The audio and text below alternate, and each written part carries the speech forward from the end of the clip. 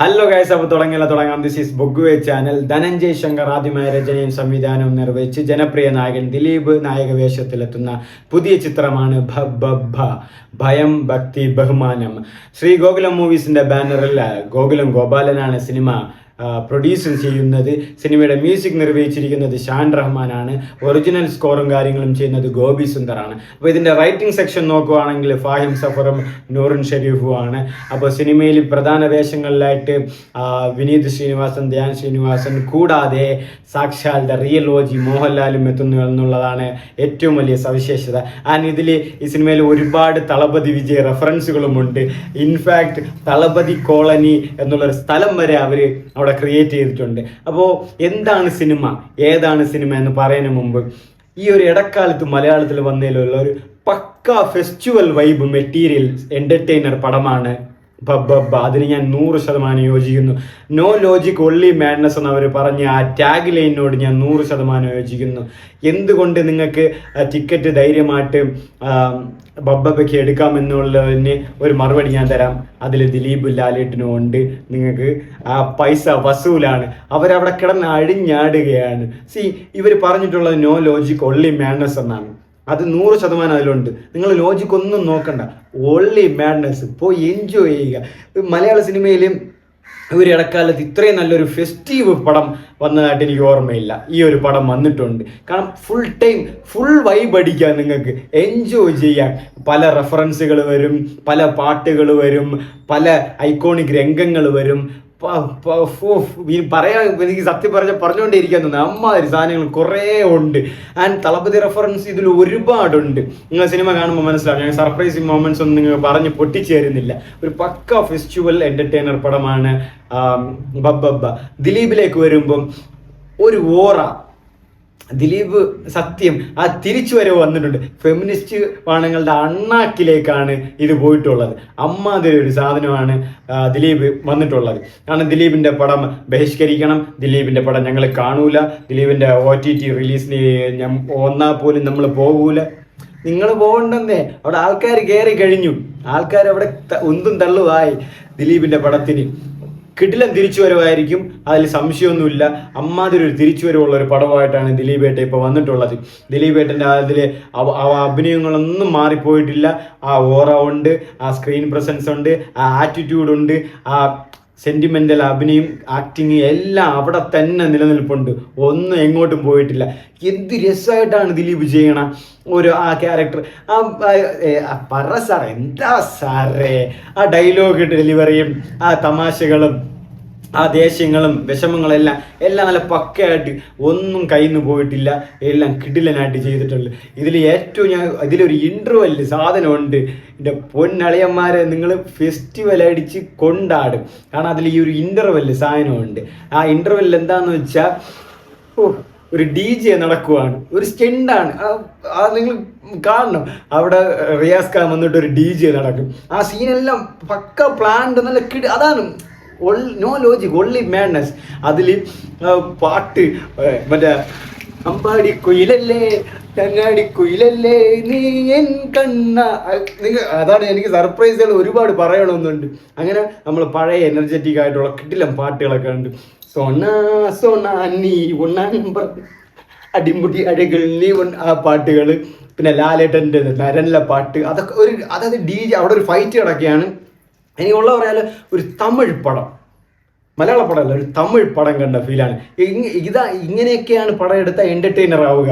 അതായത് ഒരു തമിഴ് പടം, പക്ക തമിഴ് പടം കണ്ടോലെ. അതായത് അവിടെ ബോംബ് പൊട്ടുന്നു, തോക്ക് വെടി പൊട്ടുന്നു, കാറ് പൊട്ടുന്നു, ഫൈറ്റ്, പാട്ട്, എൻ്റർടൈൻമെൻറ്റ്, ഒരു തമിഴ് ഫെസ്റ്റിവൽ വൈബ് പടം. ഈ മലയാളത്തിൽ റീസെൻ്റ്ലി ഇറങ്ങിയിട്ടില്ല. നിങ്ങൾക്ക് ഏതെങ്കിലും ഉണ്ടെങ്കിൽ നിങ്ങൾ പറഞ്ഞേക്ക്. പിന്നെ വരുന്ന ലാലേട്ടനാണെങ്കിൽ എൻ്റെ പൊന്നളിയ ലാലേട്ട വന്ന ഓറ, നിന്ന ഓറ, ചിരിച്ച ഓറ, സംസാരിച്ച ഓറ, അഭിനയിച്ച ഓറ, ഇടിച്ച ഓറ, വണ്ടി ഓടിച്ച ഓറ. ലാലേട്ടൻ തന്നെ ഒരുപാട് പ്രാവശ്യം തളപതിയെ കുറിച്ച് പറയുന്നുണ്ട്. വിജയ് പാവമാണ്, വിജയുടെ പമ്മിയുള്ള സംസാരങ്ങൾ ഞാൻ വീണുപോയി, എനിക്ക് ഭയങ്കര ഇഷ്ടമാണ് വിജയനെ, തളപതി എന്നാണ് പുള്ളിയെ വിളിക്കുന്നത്. അങ്ങനെ ഇത്രയും ഒരു വലിയൊരു സ്റ്റാർ, ഒരു കൂടെ വർക്ക് ചെയ്യുന്ന അല്ലെങ്കിൽ വേറൊരു ഇൻഡസ്ട്രിയിലുള്ളൊരു സ്റ്റാറിനെ ഒരു ജൂനിയർ ആയിട്ടുള്ള ഒരു സ്റ്റാറിനെ റെസ്പെക്റ്റ് ചെയ്യുക, അല്ലെങ്കിൽ അത്രയും നിലനിൽക്കുന്ന ഒരു സ്റ്റാർ. എന്തായാലും തളപതിക്ക് മോഹൻലാലിന് ജൂനിയർ തന്നെയാണല്ലോ തളപതി. അപ്പോൾ അങ്ങനെ ഒരു സ്റ്റാറിനെ, അപ്പം അത്രയും സ്റ്റാർഡം ഉള്ള ഒരു സ്റ്റാറിനെ ഇങ്ങനെ റെസ്പെക്റ്റ് ചെയ്യുക, ആ സ്റ്റാറിൻ്റെ പേരുകൾ ഇത്രയും വലിയൊരു പടത്തിൽ പറയുക എന്നുള്ളതൊക്കെ പറയുന്ന ഒരു വലിയ സ്റ്റാർ, മോഹൻലാൽ എന്ന ഒരു സ്റ്റാറിനെ സംബന്ധിച്ച് അതൊരു വലിയ കാര്യമാണ്. കാരണം ആ പുള്ളിക്ക് ആ ഒരു ഈഗോ ലെസ് ആണ്. പുള്ളി ധൈര്യമായിട്ട് പറയുകയാണ് ഞാൻ ഇത് വിജയാണ്. അപ്പോൾ മറ്റു നടന്മാരെല്ലാം അങ്ങനെ പറയുമെന്ന് എനിക്ക് ഡൗട്ടാണ്. അതും 1-2 വട്ടമല്ല, ഒരു 6-7 വട്ടം വിജയാണ്, എൻ്റെ സുഹൃത്താണ്, തളപതിയാണ്, തളപതി നിന്നെ 3-4 വട്ടം വിളിക്കുന്നുണ്ട്. അപ്പോൾ ഇത്രയും വലിയൊരു സ്റ്റാർ ഇങ്ങനെ ഒരു പറയുമ്പോൾ അതിലൊക്കെ സത്യം പറഞ്ഞാൽ അതൊരു കൈയടിക്കേണ്ട ഒരു കാര്യം തന്നെയാണ് ഉള്ളത്. പിന്നെ തളപതി റെഫറൻസ് അജ്നറിബില്ല് അരിച്ചത് സൊല്ല്, പിന്നെ ജിപ്സിയും കാര്യങ്ങളുമായിട്ട് നല്ല ചില്ലായിട്ട് ജിപ്സിയിലാ വരവ്. ജിപ്സിയിൽ വരുന്നു പാട്ടിടുന്നു, ജിപ്സിയിൽ വരുന്നു പാട്ടിടുന്നു, ജിപ്സിയിൽ വരുന്നു പാട്ടിടുന്നു. വേറെ ലെവൽ സാധനം എൻജോയ് ചെയ്തു. പിന്നെ ലാലേട്ടൻ വന്ന് അവിടെ ലാലേട്ടൻ വന്നോട്ട് ആ 22 മിനിറ്റ് എന്തൊക്കെയാണ് ചെയ്യണമെന്നൊരു പിടിയില്ല. Full madness, full enjoy, full vibe. പാട്ട് ലാലേട്ടൻ്റെ മറ്റേ ഡാൻസ് ഉണ്ട്, കരിമേഘ കട്ടഴിഞ്ഞ് ആ സാധനങ്ങളൊക്കെ ഉണ്ട് ഐക്കോണിക്കായിട്ടും. പിന്നെ തിയേറ്ററിലേക്ക് അഴിഞ്ഞാട്ടം പാട്ട് കേട്ടപ്പം നമ്മൾ എൻജോയ് ചെയ്തു, നമ്മൾ ഒരുപാട് ഡാൻസ് കളിച്ചു. ഹൈപ്പ് കയറി എങ്ങോട്ട് ഇത് തിയേറ്ററിൽ കേട്ടപ്പോൾ എനിക്ക് നല്ല വൈബ് അടിച്ചു. നമ്മൾ ഒരുപാട് ഡാൻസ് ഒക്കെ ചെയ്തു, ചിലപ്പം എല്ലാവരും ഉള്ളപ്പോൾ കൊണ്ടൊക്കെ ആയിരിക്കും. പിന്നെ അവർ തമ്മിലുള്ള ഡാൻസ്, അവർ തമ്മിലുള്ള കോംബോ സീൻസ്, ദിലീപേട്ടനും ലാലേട്ടനും തമ്മിലുള്ള ഒരു കോംബോ സീൻസ്, ആ സിഗരറ്റ് വലിച്ച് വരുന്ന സീൻസ്, ഡയലോഗ് പറയുന്ന സീൻസ്, പിന്നെ ലാലേട്ടൻ്റെ സ്പെഷ്യൽ സാധനങ്ങൾ അവിടെ ആയിട്ട് മുണ്ട് പിരിയും, മീശ പിരിയും, മുണ്ട് പറിച്ചടി, ഡാൻസ്, ഡയലോഗ് ഡെലിവറി, എല്ലാത്തിലും ലാലേട്ട വിജയുടെ ഇത് മെർസല്ല, അത് ദിലീപ് മെർസല്ല ഇത് വയ്ക്കും. അങ്ങനെ ഫുൾ. പിന്നെ സ്പെഷ്യൽ ക്യാമിയോ അപ്പിയറൻസ് ഒക്കെ ഉണ്ട് ക്ലൈമാക്സിൽ. നിങ്ങൾ കാണുമ്പോൾ മനസ്സിലാവും ആരാണ് എന്താണെന്നൊക്കെ. പിന്നെ അത് ഞാൻ സർപ്രൈസ് ആക്കി വയ്ക്കുന്നത് ഞാൻ പൊട്ടിച്ചേരുന്നില്ല. നിങ്ങൾ കാണുമ്പോൾ മനസ്സിലാവും ഒരു വർത്ത് സർപ്രൈസ് തന്നെയാണ്. പിന്നെ അവസാനം ഇതിന് സെക്കൻഡ് പാർട്ടിലേക്ക് പോകാനുള്ള ഒരു ലീഡും അവർ തരുന്നുണ്ട്. OG അഴിഞ്ഞാട്ടം, അതാണ് സെക്കൻഡ് പാർട്ട് എന്നൊക്കെ അവർ പറയുന്നുണ്ട്. ഏതാണ് ടീം എന്നൊക്കെ നിങ്ങൾ കാണുമ്പോൾ മനസ്സിലാവും. അവിടെ സത്യം സെക്കൻഡ് ഹാഫിൽ ഇത് ലാലേട്ടനെ കാണിക്കുമ്പം ലാലേട്ടനോടൊപ്പം തളപതിയും കൂടെ ചേർക്കുകയാണ്. ഗില്ലി യൂണിവേഴ്സ് എന്നാണ് കാണിക്കുന്നത്. ആ തുടക്കം തൊട്ട് പിന്നെ തളപതിയും ലാലേട്ടനുമാണ്. തളപതിയുടെ പേര് വരുന്നു, ലാലേട്ടൻ്റെ അഭിനയം വരുന്നു, തളപതിയുടെ പേര് വരുന്നു, ലാലേട്ടൻ്റെ അഭിനയം വരുന്നു. മൊത്തത്തിൽ ഫുൾ പക്ക ഫെസ്റ്റിവൽ എൻ്റർടൈനർ പടം. രണ്ടുപേരും അതായത് നിങ്ങൾ പറയും സ്റ്റോറി വൈസ് നമുക്ക് കണ്ട കേട്ട് അതിന് ഒരു നോർമൽ കാര്യങ്ങളൊക്കെ തന്നെയാണ് ഞാൻ പറഞ്ഞില്ലേ. പക്ഷെ പടം ഫെസ്റ്റിവൽ പടം എൻ്റർടൈൻ ചെയ്യാൻ നിങ്ങൾക്ക് ഫുൾ ടൈം നമുക്ക് ചുമ്മാ അങ്ങനെ ഇരിക്കാതെ കയ്യും അടിച്ച് കൂയും വിളിച്ച് നിങ്ങൾക്ക് അങ്ങനെ ഇരുന്ന് പോവാം. അങ്ങനെ ലാലേട്ടനൊക്കെ വന്നതിന് ശേഷം അവിടെ എന്തോ നടക്കണമെന്ന് ഒറ്റ പിടിയും കിട്ടുന്നില്ല. വിളി കൂവല്. ലാലേട്ടനാണെങ്കിൽ പിന്നെ സത്യം ലാലേട്ടനൊക്കെ എന്ത് ഓറയാണ് ഇത് കണ്ടോണ്ടിരിക്കാന്ന് തോന്നുന്നു. എനിക്ക് സത്യം ഞാൻ പറഞ്ഞുകൊണ്ടേ ഇരിക്കും. സെക്കൻഡ് ഹാഫൊക്കെ പണി വെച്ചിട്ടുണ്ട്. ലാലേട്ടൻ അവിടെ വരുന്ന ഇടി പിടി ഡാൻസ് ഒരു രക്ഷയില്ല. ഫുൾ അവർ തമ്മിൽ ആ സിങ്ക്നെസ്, അണ്ണനും തമ്പി, ഗില്ലി യൂണിവേഴ്സ്, ലാലേട്ടൻ്റെ ആ ഇൻട്രോ തന്നെ കൈ ഇങ്ങനെ പൊക്കി വരുന്നതാണ്.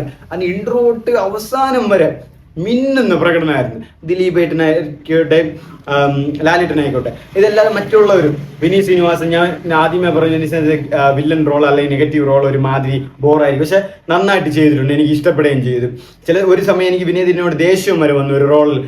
നിങ്ങൾക്ക് സിനിമ കാണുമ്പോൾ മനസ്സിലാവും നന്നായിട്ട് ചെയ്തിട്ടുണ്ടായിരുന്നു Vineeth Sreenivasan. And Dhyan Sreenivasan as usual നല്ല കോമഡിയൊക്കെ ഉണ്ടായിരുന്നു. ധ്യാനും വിനീതും തമ്മിലൊരു കോംബോയിലായിട്ടും മാറി നീ പോടാ ചേട്ടാ അങ്ങനെയൊക്കെ വിളിച്ച്, നീ ഇന്റർവ്യൂ സ്റ്റാർ, നീ കാരണം എൻ്റെ കുടുംബത്തിൽ കയറാൻ പറ്റുന്നില്ല, അങ്ങനെ തിരിച്ച് നീ ചെന്നൈയിൽ പോടാ, അങ്ങനെയൊക്കെ മാറിയുള്ള സർക്കാസങ്ങളും കാര്യങ്ങളൊക്കെ നന്നായിട്ടുണ്ടായിരുന്നു. അതല്ലാതെ കൂടെ അഭിനയിച്ച ഒരു ബാലു വർഗീസ് ഒരു ബ്ലൈൻഡ് ഇതായിട്ടാണ് അഭിനയിച്ചത്. നന്നായിട്ട് സൂപ്പറായിട്ട് അഭിനയിച്ചു. അതിനും ബാലുവിന് ഒരു പോലീസ് സ്റ്റേഷനിൽ വെച്ച് ഒരു ഫൈറ്റ് വരെ ഉണ്ട്, ബ്ലൈൻഡ് ഫൈറ്റ്. അത് സൂപ്പറായിട്ട് ചെയ്തിട്ടുണ്ട് ബാലു. എനിക്ക് ഭയങ്കര ഇഷ്ടപ്പെട്ടു. ആ ബാലു നല്ലതായിട്ട് ചെയ്തു. പിന്നെ ധനഞ്ജയ് ശങ്കർ ഫസ്റ്റ് ഡയറക്ടോറിയലാണ് കിടിലാനായിട്ട് മേക്കിംഗ് ഒക്കെ ഒരു തമിഴ് പടം കണ്ട ഒരു ഫീൽ ഉണ്ട്. തമിഴ് പടത്തിൽ ഒരു ആട്ടം പാട്ടം കൊണ്ടാട്ടം അത് ധനഞ്ജയ ശങ്കർ മലയാള സിനിമയ്ക്ക് തന്നു, അല്ലെങ്കിൽ ഈ പടത്തിൽ തന്നു Dhananjaya Shankar. Thanks. And Fahim Safar, writers Fahim Safar and Noorin Shereef, അവർക്ക് കേരള പൾസ് അറിയാം. ലാലേട്ടനെ ഇറക്കി, തളപതി ഇറക്കി, അവസാനം ദിലീപേട്ടനെയും കൂടെ ഇറക്കി, അവസാനം പടം അവർ പടം തൂക്കി. കാരണം അവർക്ക് ആ ഒരു മൈൻഡ് സെറ്റ്, ഞാൻ മുമ്പേ പറഞ്ഞിട്ടുണ്ട്, ഈ സിനിമയിൽ അവരും എങ്ങനെയെങ്കിലും ദിലീപേട്ടനെ ഒരു ക്ലച്ച് പിടിക്കണം, അല്ലെങ്കിൽ ദിലീപേട്ടന് ആ ഒരു ഹിറ്റ് കൊടുക്കണമെന്നൊരു നിർബന്ധം റൈറ്റേഴ്സിനും ഡയറക്ടേഴ്സിനും ഉണ്ട്. എല്ലാത്തിലും ഉപരി അത് ജനപ്രിയ നായകനും ഉണ്ട്. അതുകൊണ്ട് അവർ എങ്ങനെയെങ്കിലും ലാലേട്ടനെ ഒരു റോളിൽ സ്പെഷ്യൽ ക്യാമിയോയിൽ കൊണ്ടുവന്നു. അതുപോലെ തളപതിയുടെ റെഫറൻസ് ഇതൊക്കെ കാണാൻ ഇവരൊക്കെ വന്നാൽ പിന്നെ ആർക്കും നോ പറയാൻ പറ്റില്ല. അതാണ് ഇവിടെ സംഭവിച്ചത്. അവസാനം ദിലീപേട്ട ക്ലൈമാക്സിൽ മറ്റേ തോക്കും കൊണ്ട് രക്തവും വെച്ച് നിൽക്കുന്ന സീനൊക്കെ ഉണ്ട്. ക്ലൈമാക്സിൽ ഒരു വണ്ടിയിലും വരും, ഒരു ഷീൽഡ് പോലത്തെ ഒരു കാറിൽ. നിങ്ങൾക്ക് പടം കാണണം ഗൈസ്, പടം പടം. അതായത് ഞാൻ പറഞ്ഞില്ലേ, ഒരു പക്ക വൈബ് ഫെസ്റ്റിവൽ മെറ്റീരിയൽ പടം. കണ്ടുകൊണ്ടേ ഇരിക്കാൻ തോന്നും, എൻജോയ് ചെയ്യാൻ പറ്റും. കാരണം ദിലീപേട്ടനും ലാലേട്ടൻ രണ്ടുപേരും മാറി മാറി സ്കോറാണ്. ഫസ്റ്റ് ഹാഫ് ദിലീപേട്ടൻ തൂക്കിയതിന് ശേഷം സെക്കൻഡ് ഹാഫിലേക്ക് ലാലേട്ടൻ അങ്ങ് അഴിച്ചു വിടും. ലാലേട്ടനാണെങ്കിൽ അവിടെ കിടന്ന് പൂന്ത് വിളയാടെയാണ്. ഒരു 22 മിനിറ്റ് കൊണ്ട് ലാലേട്ടൻ സിനിമയും കൊണ്ടുപോയി. അവിടെ കിടന്ന് പൂന്ത് വിളയാടെയാണ്. ഇന്ന ഓറയാണ് അവിടെ കിടന്ന ആ ഡയലോഗ്, ഡാൻസും ഐക്കോണിക് രംഗങ്ങളും എല്ലാം ആഴിച്ച്. പിന്നെ ഇതിൽ തളപതിയെ കുറിച്ച് ലാലേട്ടൻ പറയുന്ന ഡയലോഗ്സുകളൊക്കെ ഉണ്ട്. അതെല്ലാം നല്ല ക്ലാപ്സൊക്കെ ആയിരുന്നു. ലാലേട്ടൻ പറയും തളപതി നല്ല പാവമാണ്. പിന്നെ അങ്ങനെ തളപതിക്ക് ഗില്ലി വണ്ടി കൊടുത്തതിന് ശേഷം പിന്നെ ലാലേട്ടൻ്റെ ഫാനും വിജയ് ഫാനായി. അങ്ങനെയൊക്കെ കുറേ കിട്ടില്ല ഡയലോഗും കാര്യങ്ങളൊക്കെ ഉണ്ട്. മൊത്തത്തിൽ പടം സത്യം ഞാൻ ഒരു സ്ട്രെസ് ബസ്റ്റർ പടമായിരുന്നു. ഒരു തമിഴ് പടം കണ്ട ഫീല്. മൊത്തം ഇടി, ഫെസ്റ്റിവൽ, പാട്ട്, ഡാൻസുകൾ, പിന്നെ ഫൈറ്റുകൾ, ഡയലോഗുകൾ. പിന്നെ ഇതിൽ ക്ലൈമാക്സിൽ ഒരു കിട്ടില്ല സ്പെഷ്യൽ അപ്പിയറൻസ്, ക്യാമിയോ റോളുണ്ട്. അത് നിങ്ങൾക്ക് ഇഷ്ടപ്പെടും. എന്തായാലും നിങ്ങൾക്ക് അറിയാവുന്ന കണ്ട ഒരു ഇഷ്ടമുള്ള ഒരു മുഖം തന്നെയാണ് അതിൽ. പിന്നെ ഇതിൽ വോയിസ് ഓവറും ഇത് കുറച്ച് ആൾക്കാർ കൊടുത്തിട്ടുണ്ട്. അത് നിങ്ങൾക്ക് അറിയാവുന്ന കണ്ട ഇഷ്ടമുള്ള ഒരു വോയിസുകൾ തന്നെയാണ്. മൊത്തത്തിൽ ഷാൻ റഹ്മാൻ പാട്ട്, ആ ഒരു സോങ്ങേ ഉള്ളൂ. ആ പാട്ട് തിയേറ്ററിൽ നന്നായിട്ടുണ്ടായിരുന്നു. പിന്നെ ഗോപി സുന്ദറിലെ ഒറിജിനൽ സ്കോറും കാര്യങ്ങളൊക്കെ എന്നുവെച്ചാൽ വലിയ ഇമ്പാക്റ്റ് ഒന്നും ഉണ്ടാക്കിയില്ല, പക്ഷെ കൊള്ളായിരുന്നു. സിനിമയോട് അവർ ആപ്റ്റായിട്ട് നിന്നിട്ടുണ്ടായിരുന്നു. പിന്നെ ആ ഇന്റർവെല്ല് സീനും, സാൻഡി മാസ്റ്ററും ദിലീപും ചേർന്ന് നിന്ന് കൊണ്ടാടുകയാണ് അവിടെ. അതായത് DJ അവിടെ നടക്കുന്നു. ഇവിടെ ഒരു വലിയൊരു സ്റ്റണ്ട്, അവിടെ റോക്കറ്റും വെടിപൊട്ടലും എന്തൊക്കെയോ നടക്കും. നിങ്ങൾ കാണണം, ഫുൾ ഫെസ്റ്റിവലാണ്, ഒരു വൈബ് അവിടെ. എന്നിട്ട് നമ്പർ അവിടെ ഫൈറ്റും കാര്യങ്ങളൊക്കെ ആയിട്ട് ഞാൻ എനിക്ക് പറഞ്ഞുകൊണ്ടേയിരിക്കാൻ തോന്നുന്നു കാര്യം. അമ്മാതിരി പടം നിങ്ങൾ പോയി കാണണം. നിങ്ങൾക്കൊരു വൈബായിട്ട്, ഒരു എൻ്റർടൈനറായിട്ട്, ഫെസ്റ്റിവൽ ഒരു ഫീസ്റ്റായിട്ട് തീർച്ചയായിട്ടും ഉണ്ടാവും. കിടിലം പടം. നിങ്ങൾ പോയി എൻജോയ് ചെയ്ത് കാണുക. എൻജോയ് ചെയ്യാനുള്ളതൊക്കെ അതിലുണ്ട്. ദിലീപേട്ടൻ തരുന്നുണ്ട്. പിന്നെ ലാലേട്ടൻ ചുമ്മാ വെതറിയിടുന്നുണ്ട്. മൊത്തത്തിൽ സിനിമ ടോട്ടലി ഒരു പക്ക festival vibe entertainer guys. Miss ചെയ്യരുത്. ലാലേട്ടനും ദിലീപും ചേർന്ന് പണി വെച്ചിട്ടുണ്ട്.